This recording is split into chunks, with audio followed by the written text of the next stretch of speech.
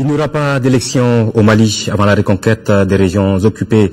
C'est le ministre des Affaires étrangères et de la coopération internationale qui le réaffirme. Hubert Coulibaly était face à la presse ce matin. Il avait à ses côtés son collègue chargé de la communication, porte-parole du gouvernement. Les deux ministres sont venus partager avec les journalistes le contenu de la résolution 2085 votée récemment par le Conseil de paix et de sécurité des Nations Unies. Ibrahima Traoré, qu'on retrouve. La diplomatie malienne s'active sur la scène internationale pour expliquer et défendre le point de vue du Mali sur la crise que traverse le pays. Le dernier acte posé, l'obtention du vote unanime de la résolution 2085 par le Conseil de sécurité de l'ONU. Le contenu du document est jugé vide par beaucoup d'observateurs. Le ministre des Affaires étrangères et de la coopération internationale ne manque pas d'arguments pour se défendre. L'ONU dit nous sommes d'accord pour que les pays se coalisent autour du Mali pour aider le Mali à revenir dans sa république, à revenir dans son territoire, à revenir dans son unité. Ça, c'est le premier point.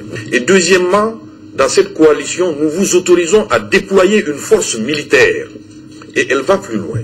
Elle dit, nous allons créer un fonds spécial qui va sécréter les moyens dont le Mali aura besoin, dont les amis du Mali auront besoin, pour le déploiement de cette force. Et enfin, la résolution dit aussi qu'elle autorise les États membres à passer des accords de manière bilatérale avec le Mali pour aider à régler notre problème. À ce point de presse, il s'est agi de la réticence de l'Algérie pour une intervention militaire, mais aussi du dialogue avec certains groupes armés. Les journalistes veulent savoir à quand l'ouverture des négociations, avec qui et sur quoi concrètement. Il faudrait qu'il soit malien. Il faudrait qu'ils s'inscrivent dans les principes républicains. Comme on l'a dit, l'intégrité n'est pas négociable, la laïcité n'est pas négociable.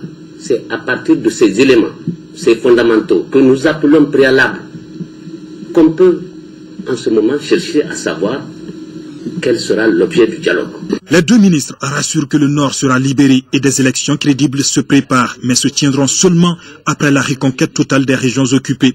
Le gouvernement tiendra parole, martèle le ministre Coulibaly. Nous ne sommes pas un gouvernement de menteurs. Nous disons ce que nous pensons, et nous pensons ce que nous faisons, et nous disons ce que nous faisons. Tout est clair. On ne cache rien derrière. C'est dans cette dynamique que le gouvernement entend travailler pour convaincre davantage la communauté internationale à agir vite au Mali, car la situation sécuritaire et humanitaire se dégrade chaque heure qui passe.